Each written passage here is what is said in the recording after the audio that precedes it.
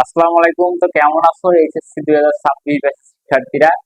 তোমাদের অবস্থা বুঝতে পারতেছি, খুব নাজেহাল অবস্থা। তো তার ভিতরেও পরীক্ষা যখন ডেট দিছে, তোমাদের অবশ্যই পরীক্ষায় অংশগ্রহণ করা লাগবে এবং আশানুরূপ রেজাল্ট করা উচিত। তো এমনিতে তো আর আশানুরূপ রেজাল্ট হবে না, এর জন্য একটা সঠিক গাইডলাইন দরকার গোছানো প্রস্তুতি প্লাস গোছানো সাজেশন। তো সবকিছু মিলে তোমাদের মাঝে আমি আছি মুসনাদ ভাইয়া। তো তোমাদের আমি একটা সিরিজ চালু করছি, যে সিরিজে ফিজিক্স কেমিস্ট্রি আর ম্যাথের এরকম ফুল বই থেকে কয়েকটা স্পেসিফিক ইম্পর্টেন্ট কমন অ্যান্ড সহজ চ্যাপ্টার সিলেক্ট করে সেখান থেকে সব গুরুত্বপূর্ণ টপিক গুলো আমি সিলেক্ট করে তোমাদের সাথে শেয়ার করব। এই জন্য আমি এই ভিডিওটা মেক করতেছি। ইভেন এর আগে আমি ফিজিক্স ফার্স্ট পার্টেরটাও মেক করেছি। তো আজকে দেখো ফিজিক্স সেকেন্ড পার্ট, এভাবে math first part second part এবং কেমিস্ট্রি ম্যাথ মানে ফার্স্ট পার্ট সেকেন্ড পার্টও তোমরা পেয়ে যাবা। তো এই সিরিজ গুলা সবাই ভালোভাবে পাওয়ার জন্য যারা ফেসবুক পেজ থেকে দেখতেছে তারা ফেসবুকটা ফলো দিও, আর ইউটিউব থেকে যারা দেখতেছে তারা অবশ্যই সাবস্ক্রাইব করতে ভুলবে না। তো দেখো, ফার্স্টে আমি সাজাইছি যে সব চ্যাপ্টার না। তুমি দেখো এখানে আছে তাপগতিবিদ্যা, স্থির তড়িৎ, ভৌত আলোক বিজ্ঞান, আধুনিক পদার্থ বিজ্ঞান, তারপরে তোমার নিউক্লিয়ার পদার্থ বিজ্ঞান, সেমিকন্ডাক্টর। আবার এখানে অনেকে বলবে যে ভাই এটা শর্ট সিলেবাসের। হ্যাঁ ভাই, আমি অল টাইম শর্ট সিলেবাস থেকেই ফার্স্ট পার্টটাও সাজিয়েছিলাম, কারণ তোমরা এইচএসসি 26, তো তোমরা তো ভেবেছিলে যে হয়তো 25-এর মতো তোমাদেরও শর্ট সিলেবাসে এক্সামটা হবে। তো এই জন্য তোমরা অনেকেই হয়তো বা শর্ট সিলেবাসটা কোনোভাবে কমপ্লিট করছো, তো সেই জন্য আমি তোমাদের সুবিধার জন্য বেশিরভাগ আমার শর্ট সিলেবাসটা কমপ্লিট করার কারণে আমি এই শর্ট সিলেবাসটাই বেছে নিচ্ছি। তো দেখো ভিডিওটা যারা দেখতেছো, যারা আছো অনেক পড়ছো পরিশ্রম করছো, ইভেন সিলেবাস কমপ্লিট, তাদের ভিডিওটা অতটা ইম্পর্টেন্ট নয়। জাস্ট ইম্পর্টেন্ট কতটা যে এগুলা হচ্ছে গুরুত্বপূর্ণ, এগুলা তুমি জেনে গেলা, এগুলো একটু বেশি রিভিশন দেয়। আর যারা যাদের সিলেবাস শেষ হয়নি, যারা নিজের উপর কনফিউজ আছো, নিজের প্রতি কোনো কনফিডেন্স নাই, ভাবতেছো যে কি করবা, কখন করবা, কিভাবে করবা, তো তারা এই ভিডিওটা মনোযোগ দিয়ে দেখতে পারো। এবং যারা খুবই দুর্বল এবং ভাবতেছে এ প্লাস করবা কিনা বা পাস করবা কিনা, তো তারা আমার একটা কোর্স আছে, তো কোর্সে পরে আমি ওটা ডিটেলস বলতেছি, ওখানে ভর্তি হয়ে নিলে তোমাদের আর কোনো টেনশন নাই, সব টেনশন আমার দাও, ঠিক আছে? না তো আমরা আসো তাহলে আমরা অধ্যায়গুলো ডিটেলস দেখি। যে প্রথমেই আছে কি যে তাপগতিবিদ্যা। দেখো তাপগতিবিদ্যার প্রথম না অনেক ইম্পর্টেন্ট, তাপগতিবিদ্যা ফিজিক্স সেকেন্ড পার্ট মানে এটা মোস্ট মোস্ট মোস্ট ইম্পর্টেন্ট। আর দেখো এখানে প্রথমে আমি টপিক দিয়েছি শূন্যতম সূত্রের ম্যাথ। এটা মাঝে মধ্যে তোমাদের কপালে আসতে পারে, মানে সহজের ভিতর এটা আসতে পারে যে তোমার থার্মোমিটার ত্রুটি নির্ণয়, বা তোমার এই তাপমাত্রা আছে ওই তাপমাত্রাতে কত হবে, এটা যদি সহজ প্রশ্ন করে তাহলে আসতে পারে, বুঝছো? ওকে। তারপরে দেখো আছে যে সমচাপ আর সমায়তন, সমউষ্ণ, রুদ্ধতাপীয়, এইসব প্রক্রিয়াগুলার ডিটেলস এর ম্যাথ গুলা, আর হচ্ছে এদের এদের যে কাজগুলা সম্পন্ন হয়, বিশেষ করে কাজটা হচ্ছে বেশি ইম্পর্টেন্ট, এটা পরীক্ষায় আসবে মেবি। তো এইটা অনেক ইম্পর্টেন্ট। তারপরে যান্ত্রিক শক্তিদের থেকে চাপ শক্তির রূপান্তর, মানে কিছু কিছু হয় না যে তুমি আকাশ থেকে একটা বরফ ফেললা, সেখানে মাটিতে মাটিতে পড়ার পরে এত পার্সেন্ট বললো, তো এই টাইপের মানে কাজ ক্ষমতা শক্তি আর এই তাপগতিবিদ্যা রিলেটেড মিলে এটা আসার সম্ভাবনা অনেক বেশি। এটা অনেক বেশি আসার সম্ভাবনা, ইভেন এটা অ্যাডমিশনের জন্য ইম্পর্টেন্ট। তো তারপরে দেখো হচ্ছে ইঞ্জিনের কাঙ্ক্ষিত কাজ ও ক্ষমতা, এটা তো সবাই পারো অনেক। তো এখান থেকে আসলে ভালোভাবে দেখাতে পারবা। আর রেফ্রিজারেটর এনট্রপি, এটা অনেকের কাছেই মানে কঠিন লাগতে পারে, বা অনেকে যারা বেশি পড়নি তাদের কাছে হয়তো এটা ইজি লাগতে পারে। তো এইটা পড়লে তাহলে একদম সহজ। আর এখান থেকে যদি প্রশ্ন কঠিন করে তাহলে এনট্রপি থেকে বা রেফ্রিজারেটর থেকে কোশ্চেন দিতে পারে। তো আমি আবারও বলতেছি যে যারা এসব পড়ো নাই, বা যাদের মনে হয় যেন তোমার সাপোর্ট দরকার, শর্টকাট কিছু বিষয় দরকার, যে তুমি অল্পের ভিতর পড়ে সিকিউ 50-50 একটা মার্কস গুলো দরকার, তারা প্লিজ আমার লাস্ট পর্যন্ত ভিডিওটা দেখো। আর লাস্টে আমি কোর্সের ডিটেলস বলছি, তারপরে শুনেই তোমার ইচ্ছা হলে তুমি কোর্সটা নিয়ে নিও। ওকে। তাহলে দেখো আমাদের তাপগতিবিদ্যা শেষ। এখন আমাদের স্থির তড়িৎ। তো স্থির তড়িৎ এটা তোমরা সেই ক্লাস 8 থেকে পড়ে আসতেছো। ক্লাস 8 থেকে এই স্থির তড়িতের বিষয়গুলো আছে। তো যাই হোক, প্রথমেই দেখো টপিক আজকে তড়িৎ প্রাবল্য, তড়িৎ বল, তড়িৎ প্রাবল্য, তড়িৎ বিভব, তড়িৎ ক্ষেত্র, এই রিলেটেড প্রবলেম গুলো। এখানে কিন্তু এই ভাই অনেকগুলা মানে আছে, অনেকগুলো টাইপের ম্যাথ আছে, যেগুলা আমার কোর্সে আমি অবশ্যই সব সব করাইছি। বাট তোমরা এই ম্যাথ গুলো তাহলে দেখে নিও, এখানে অনেক টাইপের ম্যাথ আছে, যদিও সহজ। আর ধারকের ম্যাথ ও সঞ্চিত শক্তি, বিশেষ করে ধারকের সঞ্চিত শক্তি, এটা অনেক ইম্পর্টেন্ট। ধারকের সঞ্চিত শক্তি অনেক ইম্পর্টেন্ট। আর ধারকের সমবায়ের ম্যাথ আছে, যেরকম সমান্তরালে থাকতে শ্রেণীতে থাকলে এগুলো একটু খেয়াল করে দেখবা। এইসব স্থির তৈরির মধ্যে এই দুইটা টপিকই বেশি ইম্পর্টেন্ট, কিন্তু এই দুইটা টপিকের ভিতরে কিন্তু অনেকগুলো ম্যাথ জড়িয়ে আছে। তো তোমরা সাবধানে স্থির টপিকটা পড়ে যাবা, কারণ এটাও অনেক ইম্পর্টেন্ট, স্থির টপিক থেকে একটা আসবেই। নেক্সট, দ্য ডায়মন্ড চলতরি। চলতরি থেকে তোমরা মেবি দুইটা কোশ্চেন পেতে পারো, ঠিক আছে, দুইটা কোশ্চেন পেতে পারো, হ্যাঁ। ওকে, তাহলে দেখো প্রথমে কি রোধের ম্যাথ ও কোষের সমবায়। লেখাটা অনেক ছোট, রোধের ম্যাথ ও কোষের সমবায়, বাট তুমি নিজেও বুঝতেছো না যে এর ভিতরে কতগুলা ম্যাথ পাওয়া, মানে এর ভিতরে ম্যাথের শেষ নেই। তো যাই হোক, সহজ কিন্তু সহজ আছে। আচ্ছা, ওকে, তারপরে কি ক্ষমতা ও বিদ্যুৎ বিল, এটা আসতে পারে যদি প্রশ্ন সহজ করে, নতুন শিক্ষামন্ত্রী যদি প্রশ্ন সহজ করে তোমাদের, তাহলে এটা দিতেও পারে। আর হুইস্টন ব্রিজ মিটার ব্রিজ 7, এখান থেকে কোশ্চেন আসবে, এখান থেকে কোশ্চেন আসতে পারে। আর এটা অনেকের কাছে শান বা হুইস্টন মিটার ব্রিজ এগুলো এলিমেন্ট লাগে, বাট তুমি একটু ভালো করে বইটা পড়িও বা অপূর্ব ভাইয়ের ক্লাস দেখিও, দেখবা সব ঠিক হয়ে যাবে। আর তুমি যদি চাও আমার কোর্সে করতে পারবে, তাহলে তো হয়ে গেল, একদম পানির মতো হয়ে যাবে। ওকে, তো তারপরে আমরা দেখো স্তর শেষ করলাম, এখন ভৌত আলোক বিজ্ঞান। ভৌত আলোক বিজ্ঞান, ভৌত আলোক বিজ্ঞানের তো স্পেসিফিক কিছু ম্যাথ ছাড়া ম্যাথ নেই, যেরকম দেখো ব্যবধানের ম্যাথ, অপবর্তন ও অপবর্তন গ্রেডিয়েন্ট, সমবর্তনের ম্যাথ।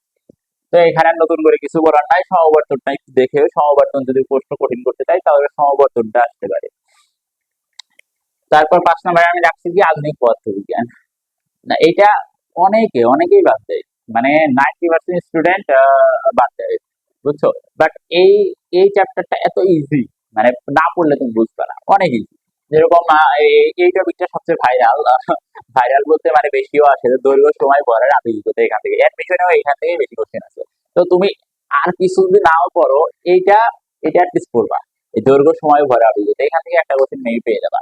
ওকে, তারপরে দেখো আছে এক্সট্রা নির্গমন ও ইলেকট্রনের বেগ, এগুলো একটু আনইজি লাগতে পারে, বাট ভালোভাবে পড়লে আর বুঝে বুঝে যদি পড়ো তাহলে ঠিক হয়ে যাবে। ওকে, তারপরে ভর শক্তির সম্পর্ক, ডি ব্রগলির সমীকরণ, এটা তো আবার কেমিস্ট্রির বিষয়, তো এটা সহজ আছে। আর কম্পটন ক্রিয়া, এটা একটু পুরাটুকুর থেকেই ভিন্ন, বাট বুঝতে সহজ। ওকে, তাহলে আধুনিক পদার্থবিজ্ঞান গেল, এখন আমাদের নিউক্লিয়ার পদার্থবিজ্ঞান। দেখো বাবা, আধুনিক পদার্থবিজ্ঞান, তারপর আবার নিউক্লিয়ার পদার্থবিজ্ঞান, ভালো। দেখো নিউক্লিয়ার পদার্থবিজ্ঞানে কি আছে, যে ইলেকট্রনের কক্ষপথের ব্যাসার্ধ, ইলেকট্রনের বেগ, ভরবেগ, শক্তি নির্ণয়। এখানে কিন্তু তোমার এই কেমিস্ট্রি পড়া, বুঝছো, বেগ, ভরবেগ, শক্তি, এগুলা কিন্তু সব কেমিস্ট্রি পড়া, বাট এখানে দিয়ে রাখছে এটা তোমাদের ফাল। ওকে, তো এটা আসলে যেন পরমাণু মিস না হয়। তারপর কি আছে, তেজস্ক্রিয়তা, ক্ষয় হওয়া, রিলেটেড ম্যাথ, এটা তো সবসময় এক ম্যাথ, যে কত পার্সেন্ট থাকবে, কতটুকু ক্ষয় হবে, কতটুকু থাকবে, মানে এটাও খুব সহজ, সহজ টাইপ, এটাও পারবা। বন্ধন শক্তি নির্ণয়, যদি কোশ্চেন আরো সহজ করে, যদি তোমার বন্ধন শক্তি জানা থাকে, এটা অ্যান্সার করে আসবে, কারণ বন্ধন শক্তি না জানার কারণে অনেকে পারে না, বাট জানলে এটা একদম মানে কি বলবো, 6-7 এর পড়া এটা। ওকে, এখন তারপরে দেখো রাখছি সেমিকন্ডাক্টর। সেমিকন্ডাক্টর মূলত আইসিটির অর্ধেক আর ফিজিক্সের অর্ধেক। যাই হোক, ডাইরেক্ট সলভিং ম্যাথ, এটা একদম ইজি, যারা করছো তারা জানো, একদম ইজি এটা, মানে এত সহজ, মানে এটা হচ্ছে এমনিতে নাম্বার নিয়ে নেওয়া, এরকম একটা বিষয়। আর ট্রানজিস্টর রিলেটেড এত বলাই লাগবে না, ট্রানজিস্টরের ম্যাথ আরো ইজি, জাস্ট তোমার এক লাইনের একটা অংশ। আহ, তো যারা করছো তারা জানো, যারা করো নাই তারা সমস্যা নেই, কোর্সে ভর্তি হও, আমার সাথে দেই করি কত ইজি লাগে। আর একটা হচ্ছে আইসিটি এর সংখ্যা পদ্ধতি, পুরো আইসিটি এর সংখ্যা পদ্ধতির ওই লজিক গেট গুলো আছে, তারপরে তোমার সমীকরণ সমাধান আছে, এইসব টাইপের হাবিজাবি। তো যাই হোক, এই ছিল তোমার ফিজিক্স সেকেন্ড পেপারের মোটামুটি সব টপিক। এগুলা পড়লে আই হোপ তোমরা 50-50, মানে একদম সব ক্লিয়ার হয়ে যাবে, বুঝছো। জাস্ট এই টপিক গুলা পড়ো, আমি আমার কোর্সের মানে কোর্স সেল করার জন্য এটা দিচ্ছি না, এইসব জাস্ট তোমাদের যেন হেল্প হয়, পরীক্ষার আগে যেন তোমাদের একটু ইজি লাগে, পরীক্ষার আগে যেন তোমরা কম করেই একটা ভালো একটা মানে সলভ করতে পারো, তো সেই জন্য এইসব দেওয়া। তো যাদের ভালো লাগলো বন্ধুদেরও দিতে পারো শেয়ার করে, যে ওরাও দেখুক, ওদেরও ইমপ্রুভ হোক। আর যদি ইমপ্রুভ হয় তাহলে দেওয়ার দরকার নাই, নিজে পারো শুধু নিজে দেখবে। সো যাই হোক, এখন আমরা বলতেছি যারা খুব দুর্বল আছে, যারা কনফিডেন্ট নাই নিজের প্রতি, এবং ফুল সিলেবাস যাদের শেষ হয় নাই, তো তাদের জন্য তাদের জন্য আমি এই সিকিউ টার্গেট 50/50 এই কোর্সটা লঞ্চ করছি। আমার মনে হয় না এরকম কোর্স কেউ লঞ্চ করে আদৌ। তো যাই হোক, আমি ভাবলাম মানে আমি নিজেও সিকিউ নিয়ে অনেক আগে থেকে চিন্তা করতাম পরীক্ষা দেওয়ার সময়, তো তোমাদের জন্য তাই সিকিউর জন্য মানে কিছু একটা নিয়ে আসলাম। তো এই কোর্সটার তাহলে ডিটেলসে বলে দিচ্ছি, যে ফিজিক্স, ম্যাথ, কেমিস্ট্রি ফার্স্ট আর সেকেন্ড মিলে মোট 30টা ক্লাস এ হবে, তিনটা তিনটা সাবজেক্টে আহ, দুইটা পেপার মিলে সব 6টা মিলে তোমার 90টা ক্লাস হবে। তো 90টা ক্লাস করলে আই থিঙ্ক তোমরা 50-50 সবগুলাতে পেয়ে যাবা, এটা আমার বিশ্বাস। তো আর ক্লাসগুলোর ডিউরেশন মাত্র 20 মিনিট, মানে যেটা তোমাদের সবচেয়ে খুশির বিষয় যে 20 মিনিটের 30টা ক্লাস করতে গেলে কতক্ষণ লাগতে পারে বলো? যদি তুমি সিরিয়ালি 1 মাসের একটা টার্গেট নাও, তাহলে দেখো প্রতিদিন 20 মিনিটে 3টা ক্লাস করলেই তোমার ডেইলি চ্যালেঞ্জ কমপ্লিট হয়ে যাবে, এবং 1 মাসের ভিতরেই তুমি সিপিএ 50-এ 50 পাওয়ার একটা যোগ্যতা তুমি রাখো। শুধু ভাইয়া একটু নিজের না আমার তোমার ভাইয়ের প্রতি একটু বিশ্বাস রাখো, তাই দেখবা এটা হয়ে যাবে। আচ্ছা, এখন কোর্স ফি দেখো, কোর্স ফি একদম সীমিত, দেখো যেটুকু নিলেই না যে ফিজিক্স ফার্স্ট, এটা ফিজিক্সের যদি আলাদা করে নাও তাহলে 299 টাকা, ম্যাথ আলাদা করে নিলেও 299 টাকা, কেমিস্ট্রি আলাদা করে নিলেও 299 টাকা। আর অনেকে আছে যে না ভাই আমি আলাদা আলাদা করে নিবো না, আমি সবগুলো একসাথে নিবো। তো সবগুলো একসাথে নিলে ভাই পুরো একটা ফ্রি, মানে 599 টাকাতে। ওকে, এখন তাহলে ভাইয়া আমি এনরোল করবো কিভাবে? হ্যাঁ, এনরোল করার জন্য ভাইয়া নাম্বার দিচ্ছি, দেখ হোয়াটসঅ্যাপ নাম্বার, ডাব্লিউপি নাম্বার, হ্যাঁ ডাব্লিউপি হোয়াটসঅ্যাপ নাম্বার 01742480053। ওকে, এই নাম্বারে হোয়াটসঅ্যাপ করলেই ভাইয়া তোমার এনরোল করিয়ে দিবে, সমস্যা নাই। আর মোটামুটি সব ক্লিয়ার। তো লাস্টে যে এই কথায় যে সময় নেই সময় নেই এইসব না করে যেটুকু সময় আছে আমি জানি এইটুকুকে 100 কাজে লাগাতে পারি। আমার সময় কিন্তু ভাই সবার জন্যই সমান, সময় তোমার জন্য যা তোমার আর এক ফ্রেন্ডের জন্য তাই। দেখো এই সময় হয়তো তোমার আর এক ফ্রেন্ড ভাবতেছে যে যেটুকু সময় আছে এটুকু কাজে লাগায়, সেখানে তুমি শুধু ডিপ্রেসড হয়ে যাচ্ছ কি নিজের মনোবল হারাচ্ছ, এটা কিন্তু ভাই ঠিক না। তো এখনো সময় আছে। হ্যাঁ, আমার কাছে মনে হয় ভালোই তো সময়, এখনো খারাপ কি, যদি 2টা মাস তুমি কাজে লাগাইতে পারো, এনাফ ভাই এনাফ। তোমরা আসলে মানে এই ফেসবুক স্ক্রল আর এই ডিপ্রেশনে থাকাই তোমরা সময়টা কাজে লাগাচ্ছ না। এখনো টাইম আছে ভাই, এই 26 ব্যাস, তোমরা সময়টাকে কাজে লাগাও আর ভালো একটা ফল আনো। সামনে কিন্তু আবার অ্যাডমিশন আছে, তো অ্যাডমিশনের কথা ভাবো, কিন্তু অ্যাডমিশনের কথা ভাবার আগে তোমাদের বোর্ডে কিন্তু একটা ভালো একটা রেজাল্ট করতে হবে, সেই জন্য তোমার এই এইচএসসি পরীক্ষাটা ভালো দিতে হবে। আর তোমরা হয়তো অনেকেই জানো যে অ্যাডমিশনে এইচএসসি পরীক্ষার মার্কসের উপর বা পয়েন্টের উপর অনেক ভ্যারি করে, মানে ভালো ভালো ইউনিভার্সিটি তারপরে ইঞ্জিনিয়ারিং সেক্টরে যেরকম মার্কস দেখে আবার পয়েন্ট দেখে, তো সব মিলে ভালো একটা মানে অ্যাডমিশনে ভালো করার জন্য হলেও তোমার এই বোর্ড পরীক্ষায় ভালো করতে হবে। তো এই জন্য তোমরা আগে থেকেই প্লিজ সিকিউর হও অ্যান্ড এই টপিক গুলা ভালোভাবে দেখো। আর সামনে আমার ম্যাথের 2টা পেপারের আর কেমিস্ট্রি 2টা পেপারের তোমার ভিডিও আসতেছে, ওইটা দেখার আমন্ত্রণ রইলো। আজকে এই পর্যন্তই, খোদা হাফেজ।